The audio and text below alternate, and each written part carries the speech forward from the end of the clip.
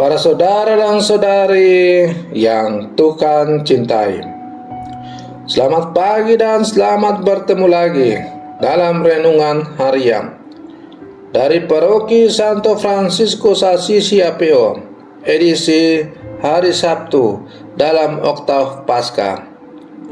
Mengawali hari yang baru ini, kita hendak mendengar dan merenungkan sabda Tuhan. Marilah sebelum kita mendengar dan merenungkan sabda Tuhan, kita berdoa. Dalam nama Bapa dan Putra dan Roh Kudus. Amin. Allah Bapa yang Maha Mulia, Engkau telah melimpahkan rahmat sakramen baptis, sehingga bertambahlah umat yang percaya kepadamu. Pandanglah umat pilihanmu ini yang dilahirkan kembali untuk hidup kudus. Bersabdalah ya Tuhan, kami siap mendengarkan. Terpujilah Engkau Bapa, Putra dan Roh Kudus, kini dan sepanjang segala masa. Amin. Para saudara dan saudari yang Tuhan cintai, sabda Tuhan yang hendak kita dengar dan kita renungkan untuk mengawali hari yang baru ini diambil dari Injil Markus pasal 16 ayat 9 sampai 15. Tuhan bersamamu. Inilah Injil suci menurut Markus. Setelah Yesus bangkit dari antara orang mati, pagi-pagi pada hari pertama minggu itu, ia mula-mula menampakkan dirinya kepada Maria Magdalena. Daripadanya Yesus pernah mengusir 7 setan. Lalu Maria Magdalena pergi memberitahukannya kepada mereka yang selalu mengiringi Yesus dan yang pada waktu itu sedang berkabung dan menangis.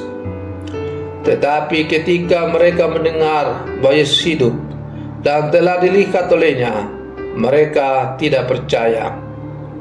Sesudah itu Yesus menampakkan diri dalam rupa yang lain kepada 2 orang dari para murid, ketika keduanya dalam perjalanan keluar kota. Ketika mereka kembali dan memberitahukannya kepada teman-teman yang lain, kepada mereka pun teman-teman itu tidak percaya.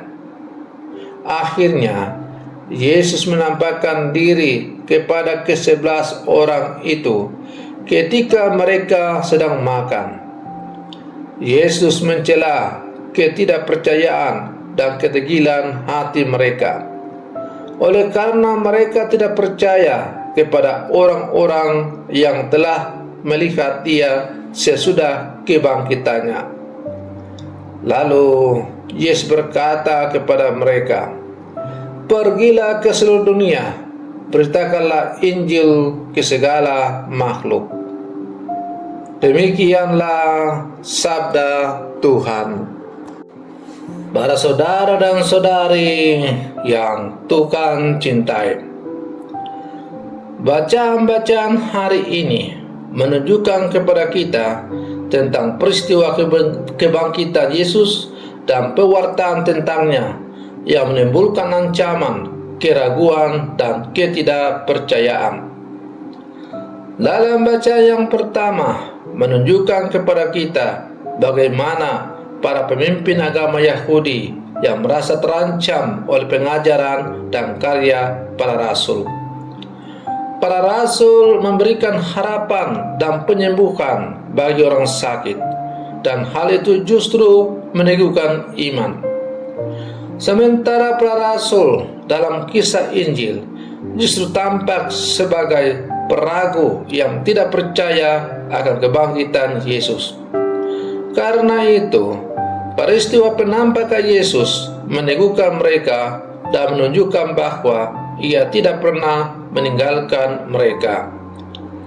Para saudara dan saudari yang Tuhan cintai, dalam perspektif iman, apa yang dianggap halangan dan rintangan selalu bisa menjadi titik awal untuk tumbuh sebuah sikap dan tindakan iman yang baru. Ketidakpercayaan para rasul akan kebangkitan Yesus menjadi kesempatan perjumpaan dengan Yesus, sekaligus menjadi titik awal bagi perutusan mereka ke seluruh dunia. Ruang sidang yang sebenarnya menakutkan justru menjadi tempat di mana Yesus diwartakan. Kapan dan di mana saja, dalam suka dan duka, jika kita beriman, kita bisa selalu mewartakan Tuhan dan melakukan hal-hal yang baik. Para saudara dan saudari yang Tuhan cintai, menjadi saksi Kristus yang bangkit memang bukan perkara yang mudah. Para murid baru percaya bahwa Yesus telah bangkit ketika Ia datang dan menjumpai mereka. Perlu satu sikap rendah hati dan memohon bimbingan Roh Kudus agar kita mampu menjadi saksi iman yang sejati. Kesaksian kita tidak harus melalui kata dan tulisan. Dengan pola hidup kita yang baik telah membawa dampak yang mampu membawa orang lain merasakan kasih Kristus. Para saudara dan saudari yang Tuhan cintai, karena itu sebagai murid-murid Yesus yang hidup di zaman sekarang, kita belum pernah bertemu dengan Yesus. Kita juga belum pernah hidup bersama dengan Yesus. Tapi iman yang kita miliki adalah iman karena timbul dari pendengaran. Pendengaran yang diwartakan oleh orang lain. Oleh karena itu, karena iman kita adalah iman yang timbul karena pendengaran, maka memang dibutuhkan sebuah konsekuensi perjuangan secara khusus untuk sungguh-sungguh percaya kepada Yesus. Oleh karena itu, kita harus memiliki kedalaman iman yang sungguh-sungguh mendalam, agar supaya kita mampu sungguh meyakini, melihat dalam terang iman bahwa Tuhan itu sungguh nyata telah bangkit dengan jaya.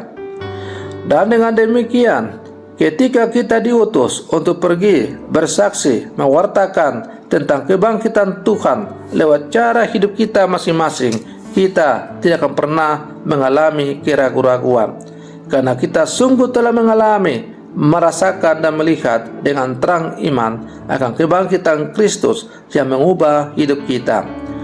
Para saudara dan saudari yang Tuhan cintai, maka sebagai murid-murid Yesus yang hidup zaman sekarang, mari terus kita berlangkah memperbaharui iman kita. Kita terus berjuang untuk hidup dalam terang kebangkitan Tuhan, agar kita selalu dapat melihat dan mengalami serta merasakan Tuhan yang bangkit dengan jaya. Dan pada akhirnya kita akan dimampukan untuk setia di dalam perutusan kita untuk bersaksi tentang Dia yang telah bangkit dengan jaya.